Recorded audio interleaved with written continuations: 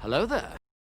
This time I'm finally drawing an idea that was planted in my mind, sort of Inception style. Like ever since I read a tweet by the not so popular opinion, I think that was his Twitter handle. I'll add in a screenshot here just in case I'm getting it wrong. But what he tweeted out a while ago was how the Superman 1978 movie adapting the red and blue comic accurate suit didn't make sense within the overall law of the movie's universe. Since when we first see the suit when he leaves the fortress, like where it originated. This in turn explains away why the suit doesn't tear or get damaged without having to go into it as much. I should say I'm sort of paraphrasing what his thread was about, but it was a while ago that he tweeted about it. I'm not sure where that tweet is. If I can find it, I'll definitely add it to this. But anyway, I'm sure this discussion will most probably come back as the whole Trunk on Superman discussion comes back every month.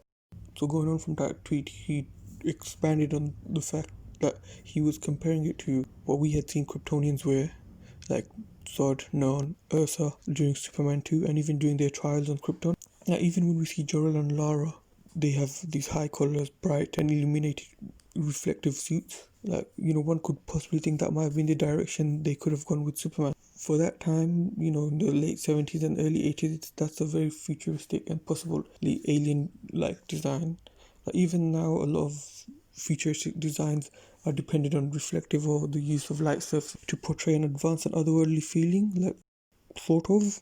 My opinion, in a way, it would have made sense and possibly been visually nice to see on the screen that Superman's suit was sort of a reflection or similar to what his house wore on Krypton.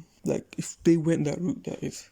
I'm 100% sure Christopher Reeve would have pulled it off. Plus, when you think about it, it could have been the reason why people don't mistake Clark and Superman as one. The reflective surface of the suit could be messing with the camera lens, something. Even drawing more attention to the overall logo and taking the attention away from his face. During Zod's trial, Jor-El wore a black version of his reflective suit, but still he had that high color look.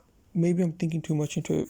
But still, that tweet made me think of what Superman's suit could have looked like if the costume department had followed this route, instead of going the comic accurate suit, which I'm glad they did. And now that I have the time available, all this time that I have, I thought, why not try and draw it? I can almost picture and see same scenes from Superman 1 and 2 with the newer suit. It's like that it's more familiar to what his parents were on Krypton. I know it's been done by many artists through either drawings or mostly photo manipulation of Christopher Reeve's images being manipulated. This is just my turn on taking a stab at the idea. I started out by trying to keep the form and the pose very loose in the sketch, give myself more freedom in capturing a relaxed and ready pose. Even though it's a very basic sketch, it allowed me to work out the form and the proportions. I didn't want to overcomplicate the drawing. Keep it as simple as possible. It's something I've been trying to fix over the past couple of months. Plus, the aim was to draw I'm capturing a certain moment of where Superman is heading out into action. It feels relaxed and confident at the same time, if you know what I mean. Stuff that I don't think about during the drawing, but I guess I sort of do, and it's in the back of my mind. And I don't realize until I start questioning myself on why I drew like I am right now for this video. Then I'll go on to using the eraser tool as a soft brush and start erasing the sketch. I could have just lowered the opacity, created a new layer and sketched over that one. Something that, gets the job done either way. But this allows me to tighten up the drawing, as I should be happy with the overall proportions by now, overall pose by now. But I will still end up fixing certain things later on, as you will see. As you will notice, after adding the base colors, I quickly experimented in adding a glow to the suit. I did this through a new layer on screen mode and using the airbrush tool. Normally on Photoshop, what I do is I just add a glow effect on the layer styles and edit the effect until I'm truly happy with the result. But different program, software, different way of doing things. My normal cel shade process for the shadows and the highlights, trying to stick with the use of these same sort of greys all around. I sort of deviate here and there, but majority of the time, these are what I use.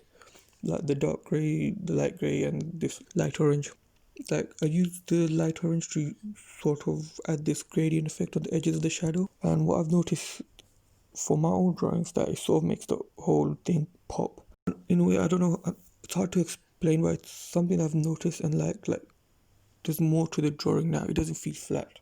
Quickly fix up that arm as it was irritating me. It looked off, it still does, but I'm choosing to ignore it right now.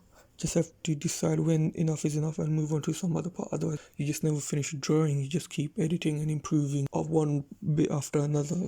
Like for the background, I wasn't sure what to do, and other than drawing Metropolis or imitating how it looked in the Richard Donner movie, like I didn't fully commit to that idea. I should have just planned it out more during the sketching portion of the drawing. Probably would have been way easier. But anyway, what I did instead for the background was I took an image of Metropolis from Google and I started to edit and blur the image out, like add in different colors using multiply or overlay layers and different gradients to the drawing, like until I was sort of satisfied with how it was looking, and now it sort of works and completes the overall image.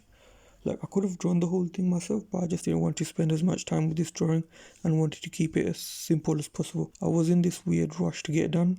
I have no idea why, not that I think about it. Anyway, thank you for watching. Let me know what you think. I tried to keep this video shorter than the previous one. Like the last one was what, 15 or so minutes long, and this one is, well, moving on. Thank you. Like and subscribe. Leave a comment. Let me know what you think of the overall drawing. Like with this, I've been the interesting path to go with Christopher Reeve's suit.